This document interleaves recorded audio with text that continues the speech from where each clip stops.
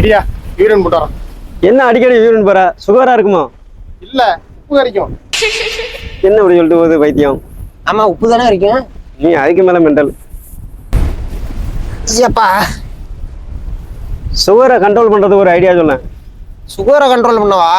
Daily 10 kilometre நடந்தீங்கன்னு வைங்க, உங்க ஆயுள் வந்து 1 மணி நேரம் நீடிக்குது. வரலாற்று ஆய்வெல்லாம் அதான் சொல்லுது. டெய்லி 10 கிலோமீட்டர் நடந்தா நம்ம ஆயுசு 1 மணி நேரம் அதிகமாகுது. அப்படியா? ஆனா நீங்க 10 கிலோமீட்டர் நடக்க 2 மணி நேரம் ஆயிடும். அதுல 1 மணி நேரம் நமக்கு நட்டம் தானே. இந்த கணக்கு குறைச்சே இல்லை. ஆனா சுகரை கண்ட்ரோல் பண்ண கோட்டை விட்டுருங்க. இப்படி எல்லாம் கேள்வி கேட்டீங்கன்னா நான் சுகருக்கு ஐடியா சொல்ல மாட்டேன். சுகருக்கெல்லாம் வைத்தியம் சொல்றா, எனக்கு ஒரு ப்ரெஷருக்கு ஒரு வைத்தியம் சொல்ல. ப்ரெஷருக்கா? Daily 10 kilometre.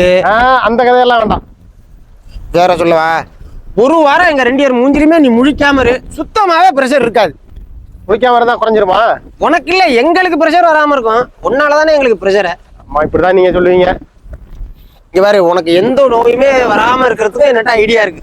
சொல்லு. எவ்வளவு செலவானாலும் பரவாயில்ல. அந்த ஊர் போட்டு தெரியுது பத்தியா? இந்த அங்கடிக்க. ஆமா, அதை எடுத்துக்கிட்டு டீசலை போட்டுட்டு செலவானாலும் பரவாயில்லன்னு நேரா இந்திய பார்டரை தாண்டி இலங்கை பார்டருக்குள்ள நீ நுழைஞ்சிட்டாலே போதும். நீ சாவர வரைக்கும் உனக்கு நோயே வராது. ஏன் அந்த அளவுக்கா மருத்துவ வசதி இலங்கையில இருக்கு? இல்ல இலங்கை பார்டருக்குள்ள நீ நுழைஞ்சோடனே அங்க ராணுவங்காரன் உன்னை சுட்டி தள்ளிடுவான். நீ தான் செத்து போடுவிய. ஏன் உனக்கு வேற வேற சிந்திக்க தெரியாது? செத்துருவி, அப்புறம் உனக்கு நோய் வரப்போகுது. ஓ பண்ணிட்டு ப்ரெஷருக்கு உண்மையிலேயே வைத்தியம் இருக்கா?